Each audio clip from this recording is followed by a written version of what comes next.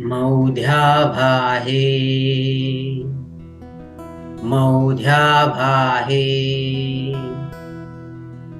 मौध्याभाहे। मौन ध्यान भावना हेतु सिर्फ 7 दिन ये साधना करेंगे और प्रत्यक्ष प्रचिति अनुभूति प्राप्त करेंगे। मन शांति, मन शुद्धि और मन शक्ति की, और बड़ा ही आसान होगा। सहजता पूर्वक ये साधना पूर्ण होगी। दैनिक जीवन से यदि हम रोज 5-10 मिनट निकाल पाए और आराम से बैठ पाए, बस और कुछ नहीं करना। हर स्टेप ये केवल 2 मिनट करनी है और प्रभाव 7 दिन में देखना है। मौन के लिए आराम से बैठेंगे, आंखें बंद करेंगे और 2 से 3 मिनट तक मन को दर्शक बनाएंगे।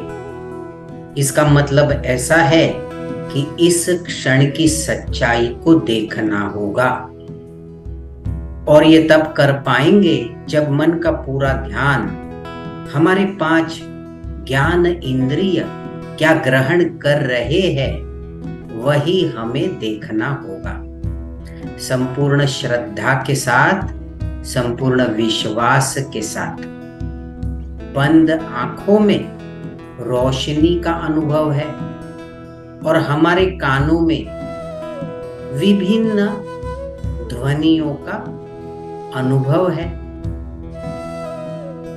हमारी त्वचा को स्पर्श का अनुभव है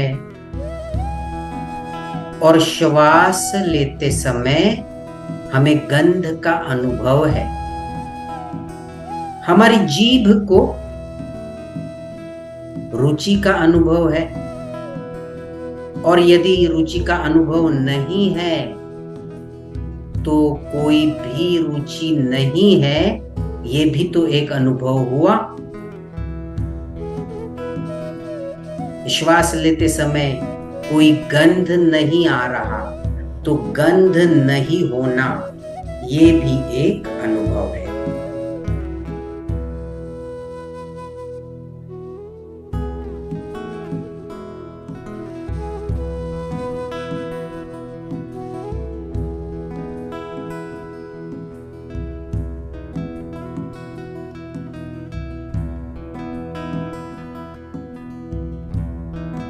साधना का दूसरा चरण है ध्यान का, और ध्यान करने के लिए शुद्ध श्वास को देखना है।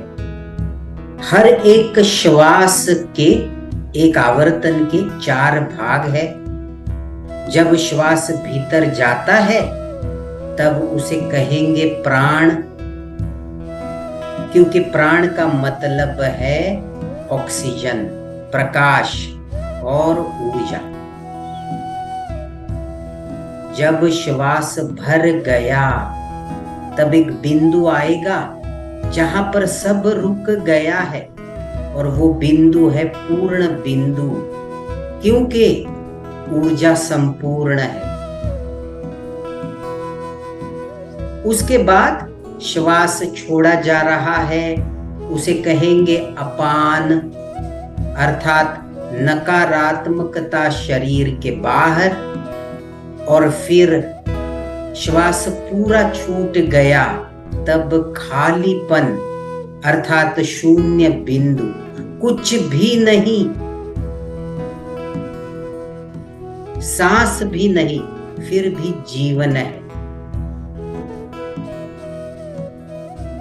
तो यही अनुभव करना है इस क्षण की सच्चाई का। प्राण पूर्ण, अपान शून्य, प्राण पूर्ण, अपान शून्य। दिल धड़क रहा है। जब मन का ध्यान श्वास पर आ जाए तो दिल की धड़कनें महसूस होती है और यही है ध्यान की स्थिति। अब ये ध्यान की स्थिति गहराई से जानेंगे। प्राण दिल की धड़कने, पूर्ण दिल की धड़कने, अपान दिल की धड़कने, शून्य दिल की धड़कने। फिर आता है तीसरा चरण। तीसरा चरण है भावना। दिल पर हाथ रखेंगे और दिल की धड़कन महसूस करेंगे। पूछेंगे सुख है या दुख है। मन को पूछना है सुख है या दुख है। अगर मन कहता है सुख है तो धन्यवाद देंगे घटनाओं को, लोगों को और प्रकृति को जिसने सुख का अनुभव कराया। कहेंगे, दिल से कहेंगे धन्यवाद, थैंक यू। अगर मन कहता है दुख है तो फिर शक्ति प्रार्थना करेंगे, जो है उसे स्वीकारने की शक्ति प्राप्त हो और जो बदलाव लाने हैं वो बदलाव लाने की शक्ति मिले। और चौथा चरण है हेतु अर्थात इरादे। अपने ही इरादे देखने हैं, देखते ही रहना है। मैं जो भी करता हूँ, मैं जो भी करती हूँ, वो क्यों करता हूँ, वो क्यों करती हूँ, पूछते ही रहना है। बहुत बार हमारे ये ध्यान में आएगा कि हमारे इरादे शुद्ध नहीं है, उसमें गड़बड़ है। और ठीक ही है, हम मनुष्य हैं, पूर्णता की ओर निकल पड़े हैं, लेकिन अभी पूर्ण नहीं है। तो मन ही मन पूछेंगे ये इरादा और भी सुंदर कैसे किया जाए, ये इरादा बदला कैसे जाए, जो अधिक सकारात्मक हो, जिसमें अधिक प्यार हो, जिसमें अधिक भलाई हो। ऐसा इरादा कैसे बदला जाए, क्योंकि इरादा बेहतर करना जरूरी है। इरादा बदलते ही हमारे निर्णय बदल जाते हैं, हमारे कर्म ही बदल जाते हैं। क्या ये मुश्किल लग रहा है? ठीक है, तो और भी एक तरीका है, और वो ये है कि अपना सही सही इरादा केवल जाने, और इरादा जान के फिर ही वो कार्य करें। अगर इतना भी हम करते हैं तो भी महसूस करेंगे कि बहुत अच्छे बदलाव होने लगते हैं, जिंदगी आसान हो जाती है। अपने अनुभव से कह रहा हूं।